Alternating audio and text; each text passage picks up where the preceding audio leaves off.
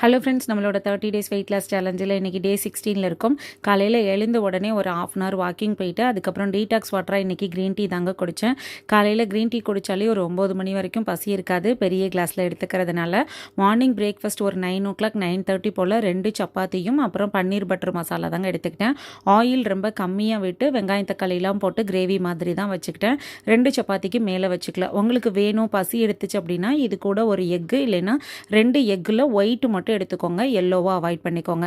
அதுக்கப்புறம் 11 மணி போல் பார்த்தீங்கன்னா ஒரு இளநீ எடுத்துக்கிட்டேங்க. ஏன்னா சப்பாத்தி எடுத்துக்கிறோம், ஒர்க் அவுட் பண்ணுறோம், எக்ஸசைஸ் பண்ணுறோம் அப்படிங்கிறதுனால பாடி வந்து கொஞ்சம் வாட்டர் கண்டென்ட் இல்லாமல் டீஹைட்ரேட் ஆகிறதுக்கு வாய்ப்பு இருக்குது. பாடியை ஹைட்ரேட்டடாக வச்சுக்கிறதுக்காகவும் நீர்ச்சத்தை குறையாமல் பாதுகாத்துக்கிறதுக்காகவும் நம்ம வந்து ஒரு இளநீ மோர் இந்த மாதிரி எடுத்துக்கிறது ரொம்பவே நல்லது.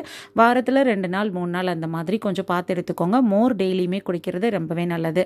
மதிய லஞ்சுக்கு கருணக்கிழங்கு போட்டு புளிக்குழம்பு தாங்க எடுத்துக்கிட்டேன். கிழங்கு நிறைய எடுத்து வச்சுக்கிட்டேன். பீக்கங்காய் பொரியல், அப்புறம் வெள்ளரிக்காய் வந்து கொஞ்சம் 2-3 பீஸ் வச்சுக்கிட்டேங்க. இதுதான் மதிய சாப்பாடு. நைட்டு ஒரு 7 மணியை போல் ஒரு 2 முட்டை வந்துட்டு ஆம்லேட் போட்டு எடுத்துக்கிட்டேன். இந்த முட்டை வந்து மாமா நானுமே 2 பேரும் ஷேர் பண்ணி சாப்பிட்டுக்கிட்டோம். மதியானம் நல்லா சாப்பிட்டதுனால பசி இல்லாதனால. நைட்டு கருஞ்சீரகம், ஓமம், வெந்தயம் எல்லாம் ஊற வச்சு தண்ணி எடுத்துக்கிட்டாச்சு. இதுக்கான லாங் வீடியோ பார்க்கணுன்னா கீழே உள்ள லிங்கை செக் பண்ணி பாருங்கள்.